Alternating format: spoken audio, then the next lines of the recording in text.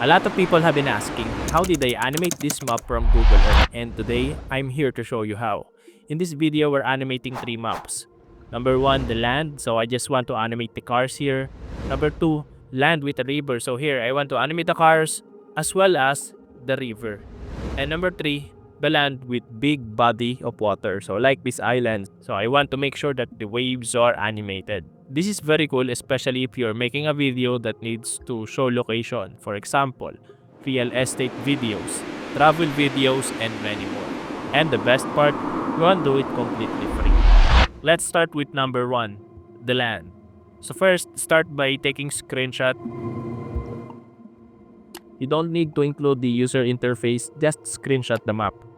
Now, go to Flow, click Create with Flow, click New Project. Okay. Click this drop down and change it to frames to video. Import your screenshot here.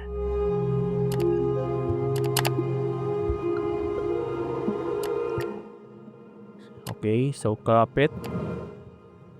Crop and save. Now use this exact prompt. By the way, all the prompts that I am going to use in this video will be available in the video description, so you can check it out. Now, click send.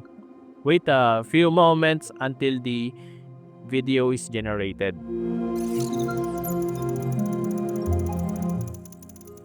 Once the video is generated, please watch and review the video to make sure everything is accurate. Once you're satisfied with the output, click this download button and click original size 720p. Now, if you have a lot of time, you can wait, click this upscaled. Yeah. So you can download a 1080p version of your video. I recommend importing it into your video editor afterwards and giving it a slight zoom to take the video logo out of the frame.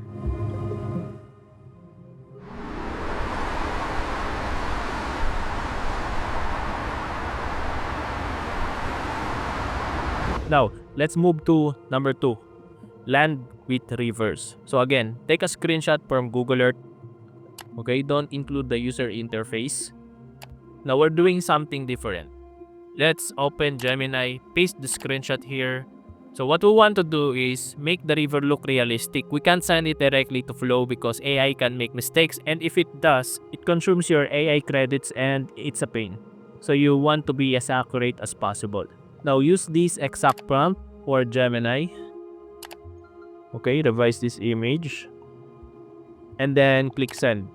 I'm going to repeat it again. All the prompts that I am using in this video will be available in the show notes or video description, so it will be very easy for you to find. Okay. Now, if you are satisfied with the output, click this download button and go to Flow. Okay, now we are uploading the enhanced image by Gemini, not the original screenshot. Okay, and let's give it a crop. Perfect. Crop and save. Now use this exact prompt for Flow. And send. Let's wait a few moments until the video is generated.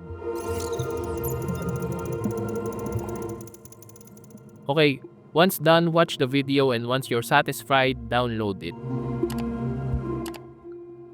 Just like before, I recommend importing it into your editor and zoom in slightly until the video logo is out of the frame.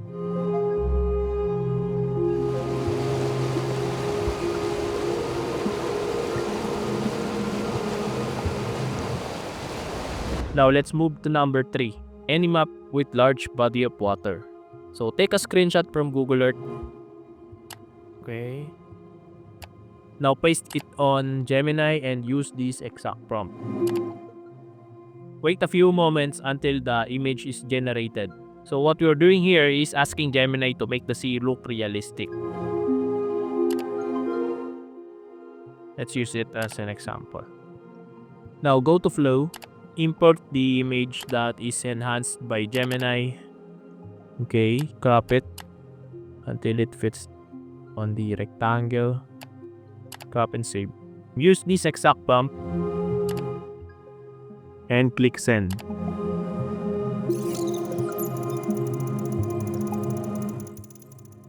Okay.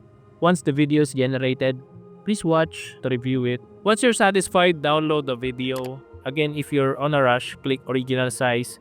Now, if you have plenty of time, click the upscaled. For sure, you will wait until the video is upscaled so you can download it 1080p.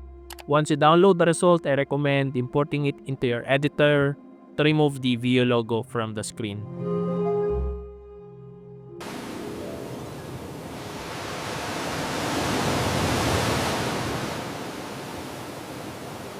By the way, here are some important notes. The reason why we use Gemini is because it's more accurate. I tried to use ChatGPT with this, and even if we say don't change the map, it is still change the map.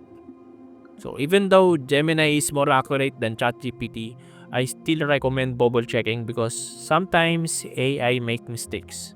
And also when you screenshot the map, don't screenshot too far because you will miss a lot of map details.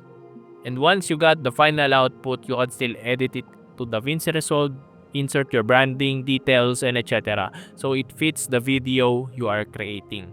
If you don't have a paid subscription with Google Flow, it is free, but you only have 100 AI credits, so use your credits wisely.